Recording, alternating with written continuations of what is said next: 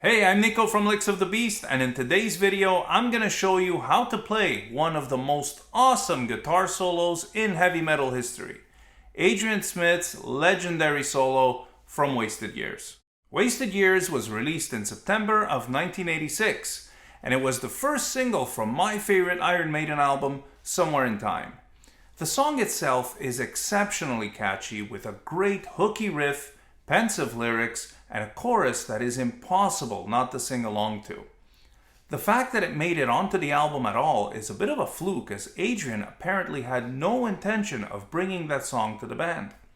The way he tells it, he was playing some ideas he had on tape for Steve and ended up on Wasted Years by accident. As he was starting to say, "Oh no, you don't want to hear that," Steve had already picked up on what a great song this could be and had him play it again. And of course, the song not only ended up on the album, but it was also the first single. The song also features an incredibly well-crafted solo by Adrian. I consider it an absolute masterclass in lead guitar playing.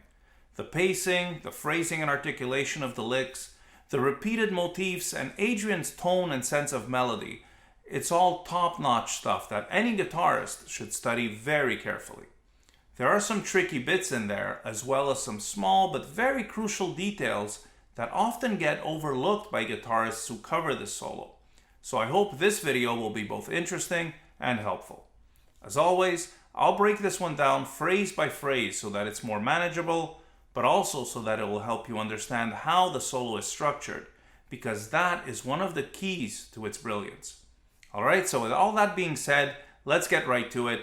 Here's how to play Adrian Smith's solo from Wasted Years. The solo begins with a really cool pull-off lick that is classic Adrian. He often does this kind of lick, but they're all different and they all fit the song perfectly. This one goes like this.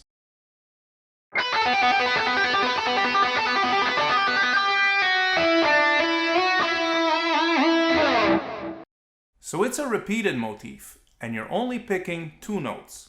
The first note on the downbeat, the and of 4, with an upstroke. And the note right after on the downbeat, the 1, with a downstroke. From there you pull off to the open string and hammer on and pull off twice from the 8th fret of the B string to the open B. The phrase ends with this stretched out melody.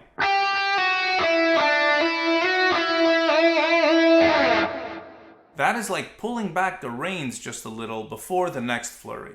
So let's look at the whole lick slowly.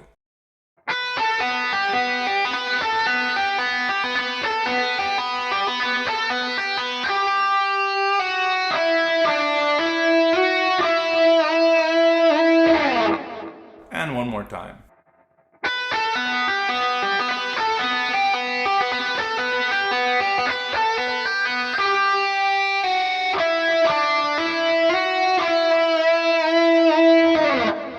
The second phrase goes like this.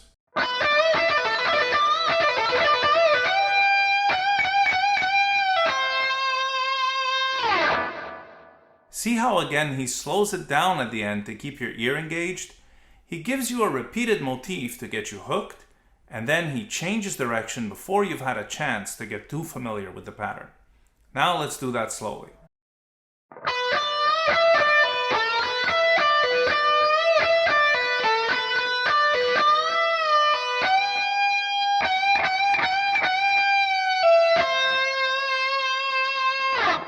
And one more time.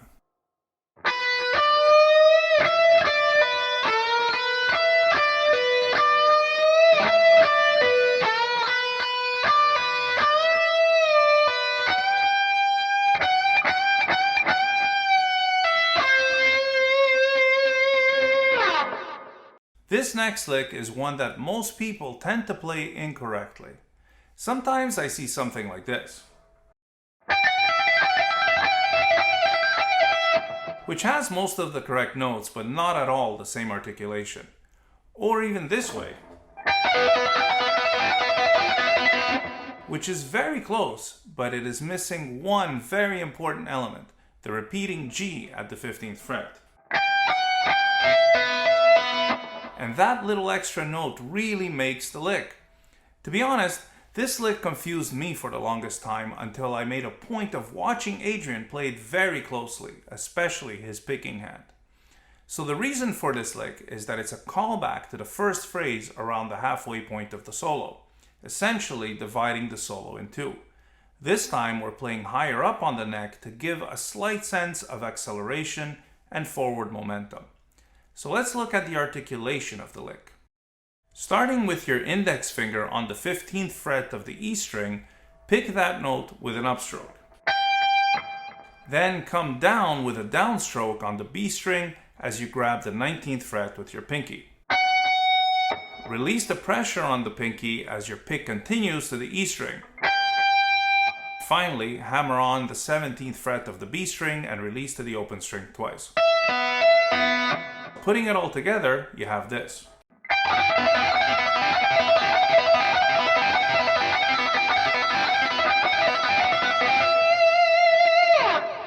Now let's look at that slowly.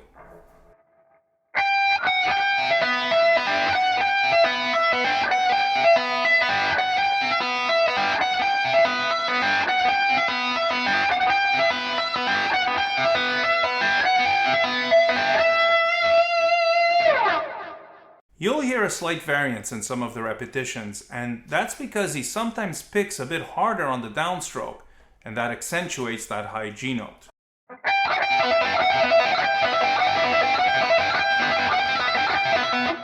He also doesn't play that note on the last repeat, but I think that was more accidental than anything else. The second last phrase is this really neat, descending, circular, cascading lick, which is also textbook Adrian.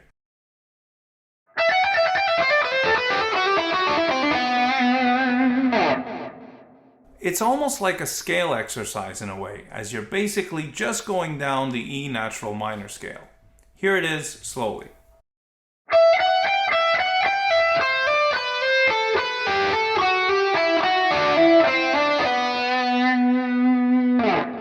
And one more time.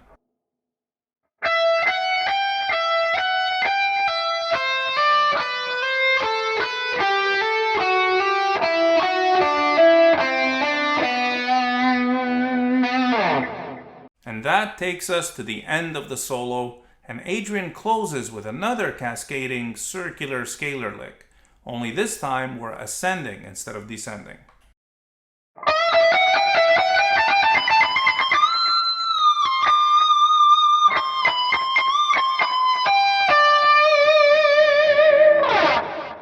What makes this brilliant is the symmetry with the previous lick and the forward momentum towards the final chorus due to the ascending scalar movement. Let's look at that one slowly.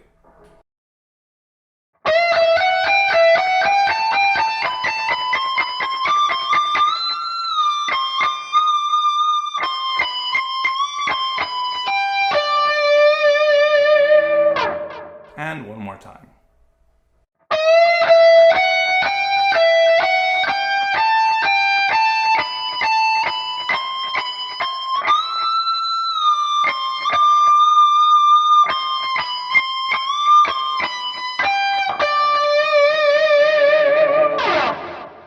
One more thing I want to mention about this solo is Adrian's use of symmetry.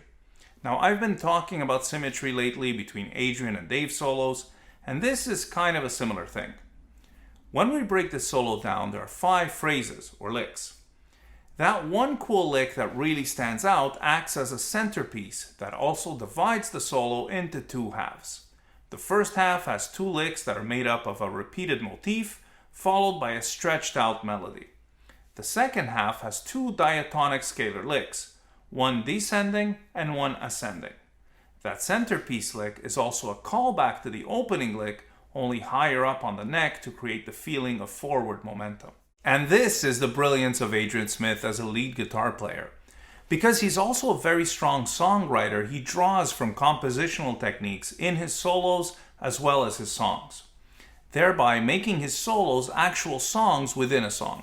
So that's it for this lesson. I really hope I was able to clarify a few things for some of you and maybe shed some more light on the finer aspects and intricacies of this wonderful solo.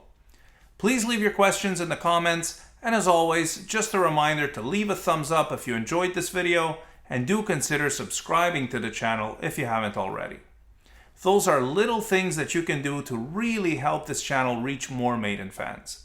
Thank you all so much for watching, and stay tuned for more licks of the beast.